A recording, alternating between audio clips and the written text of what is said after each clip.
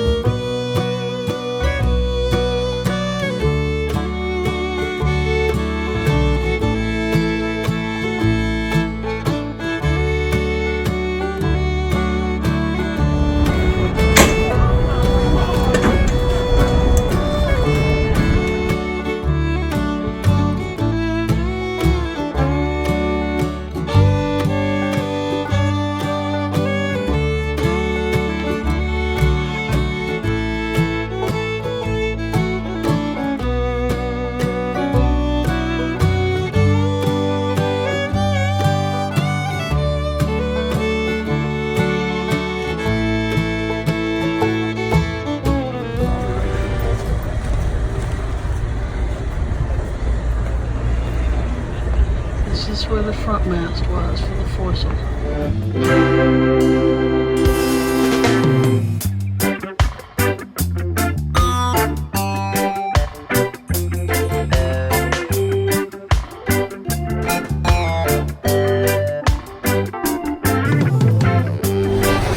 It's 13 cannons on the port side, 13 on the starboard side, and 6 more, 2 more in the stern, and 6 more on each side, no, 3 more on each side of the starboard and port sides in the back. Really?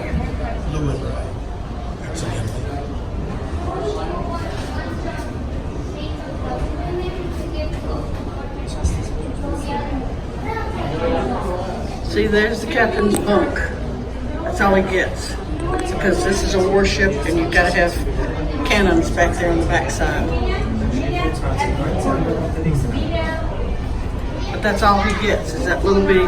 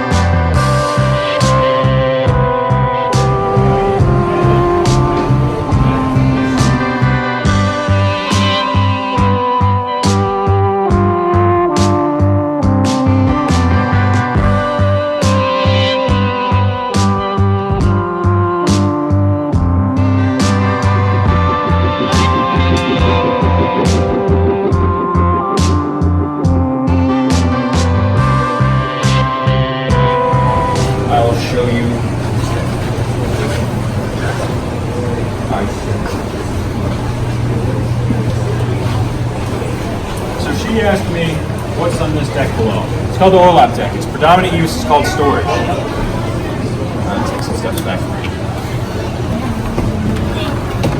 So this is a hatch. Every ship back in this day, watch out, ships are aboard, used hatches. Hatches, predominant use was to get nice big objects down here and you can toss them down or hand them down, because doing that, as you can tell, might be a little time consuming. So let me go down there.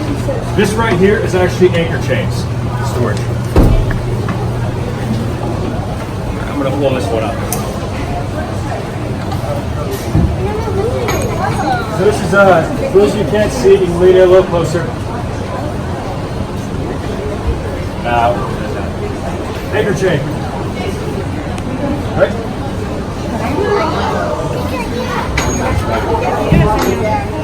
So that was what the anchor chain came down. It came actually down to those 2 pipes over there. You're welcome if you want to pull that, those white, the white handles there up. And you actually see where the chain runs down from there into here. And it was stored right there. Oh yeah. When you guys are kind of done, I'll trust you to put the lid back on. Awesome, awesome. Heard that guy do it.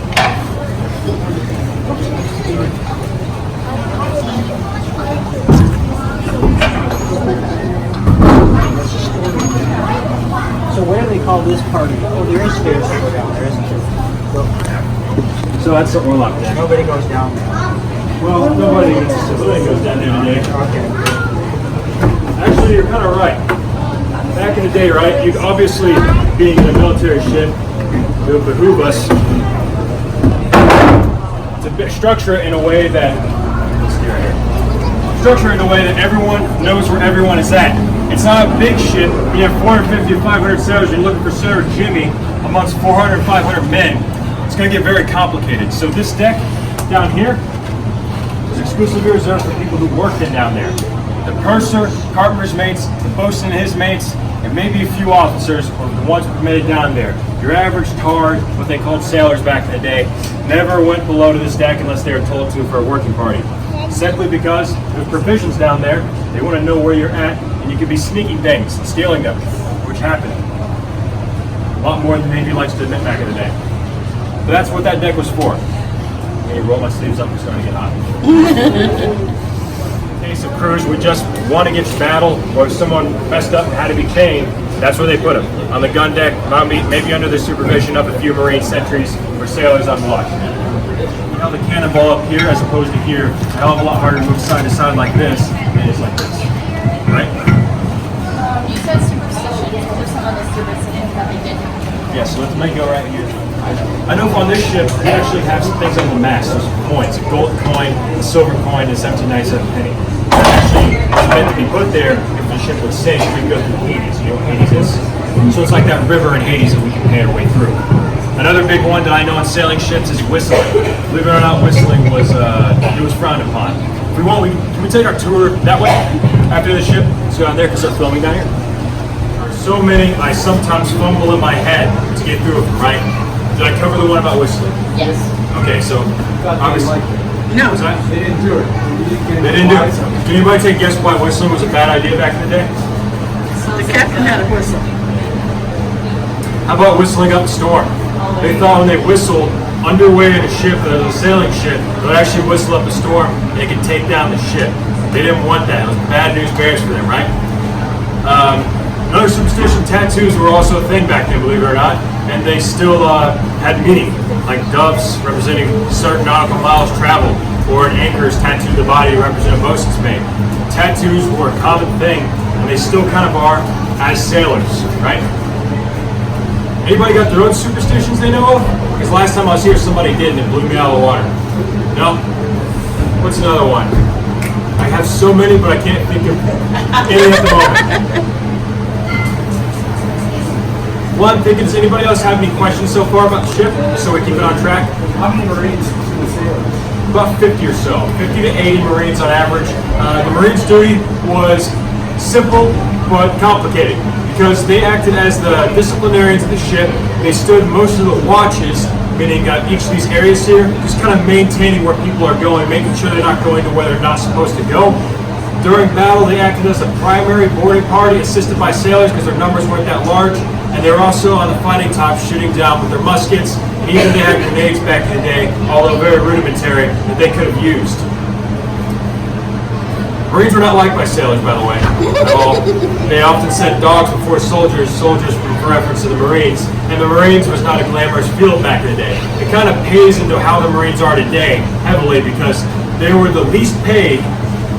They had the most expensive uniform, and they were led by usually the bastard child of someone's family. The third sort of kid born in a family of not nobility was usually a Marine officer there in the United States. Although very educated, they're usually left with the lower sort of Marine area. So it paints that picture of the hardness that we see Marines as. Leather neck, right? So they actually wore a piece of leather on their neck. It wasn't for protection. In fact, if someone trying to bludgeon you with a cutlass, the cutlass is probably going to get stuck in that and make it even worse. What it was for was it was to keep your posture nice and upright, just like how it is right here. Because guess who's the one escorting the captain off the ship in foreign ports? It's the Marines.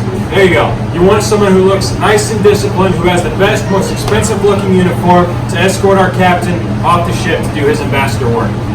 So that's why they're the neat and proper ones. They're almost like Boy Scouts in a way at that point. Fluctuate from Boy Scouts to fighters all the time. That's something about the Marines. Any other questions? None so far? And some officers. The surgeon was stationed there. He was an officer. He had people like the carpenter's mate, the boatswain, sailing master that would have resided in there, to my knowledge as well, that were enlisted with higher ranking to them. Check the validity later. But that was what was back there. Obviously, your average sailor or average tar was not back there unless they are, say, going to the aft magazine. The aft magazine's back there.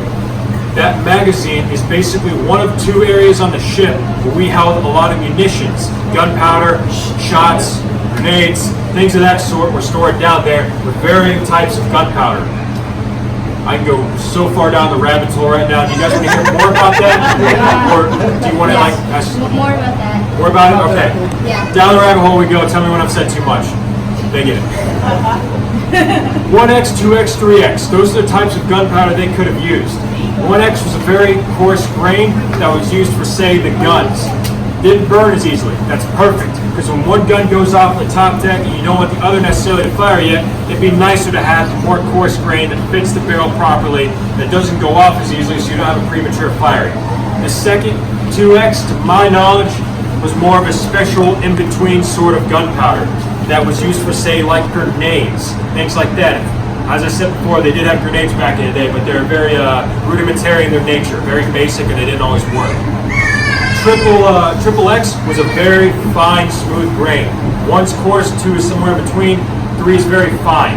It was used for things that were very small projectiles or very small chamber, such as things like muskets, flintlock pistols, and that sort of genre of things. All kept down below decks, stored in a copper lining. That copper lining shields and protects those shots of gunpowder and anything in between it. Does anybody know what the Lusitania is? Probably not. You do?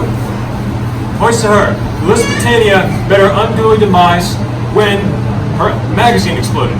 For improper use of munitions, exploded on the ship and it sunk the ship to the bottom of Davy Jones' locker. With us having so much gunpowder on the ship, thousands and thousands of pounds of it, if one of those things goes off in the aft magazine, it's a chain reaction and half the ship's being blown into below the waterline. Literally in the worst spot in the ship possible, and minutes the ship will be in the bottom of the ocean. So needless to say, it was crucial that this deck and below had very minimal amounts of, say, gunpowder on it, or flames on it, right? So what they could have done, though, to get light down there, because it's pitch black, was use these things, lanterns basically, in these sort of cages. I forgot the name, it'll come to me very soon. Basically Dark what lantern. that did was, It's a dark lantern.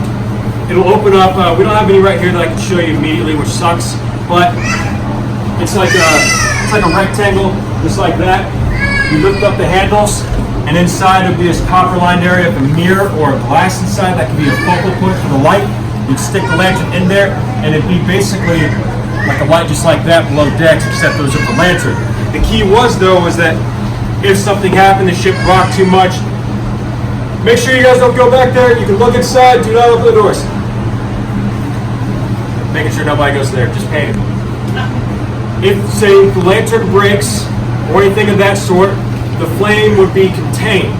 Maybe it wouldn't go out immediately because there's still air in there, but it would be contained and hopefully not detonate the gunpowder and end up like a Lusitania. I'm pretty sure it happened in the 1800s. A ship like this exploded. I don't know the name. I don't remember. Sorry about that. But that's what the app magazine is about. Thanks for going down the rabbit hole with me. No questions so far? Like I said, you can feel free to move around whatever you like. I'm not here to keep you pinned down, so to speak. But for those of you who just got down here, this is the berth deck. This is the living quarters of the men. It's a storing area for the aft magazine, the wardroom for the officers, and the sick bay all the way forward. It was meant to house the 450 to 500 sailors that resided on this ship at a time in wartime. It was not an easy life back then. It was dark, damp, crowded, and probably very disorientating down here. Men would probably get seasick had they not been used to it, or people who have not been in these sort of environments before and out to sea probably threw up too. This is probably the most accurate representation of what life was like out at sea. This was very mundane. We always loved to talk about her 33-0 battle streak, how she won countless times over and over again. Well, she's been around for 221 years, and although she's been in more battles than 33, there's a lot of time in between battles on this ship, and the mundaneness of this deck represents that very much entirely. It doesn't matter what kind of lifestyle you live like, eventually it's going to feel mundane to you.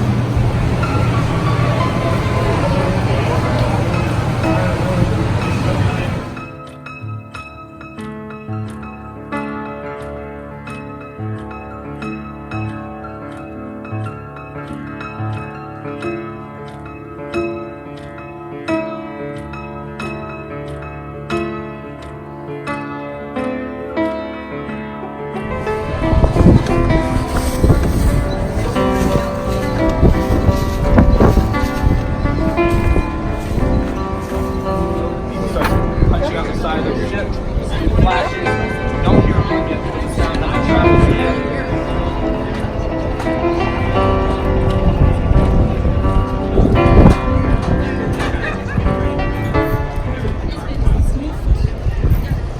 ear. Somewhere over there is Old North Church, but I don't think it's going to be tall enough for us to see from here. Not even that tower, whatever that tower is.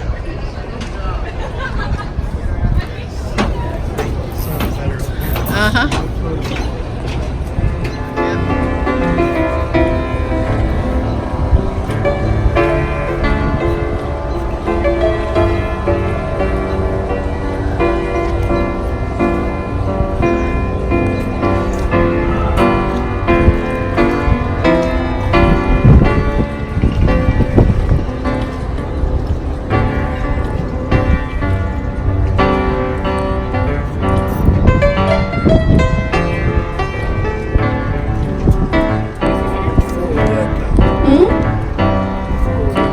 Must be a sailing school.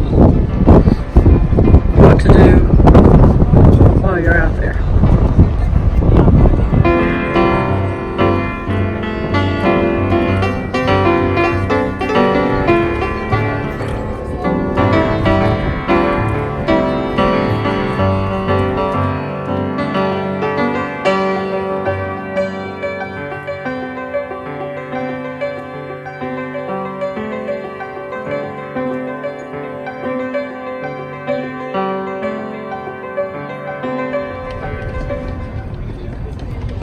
Dry dock. Constitution was put in dry dock here the first time in 1833, and a couple of times since then.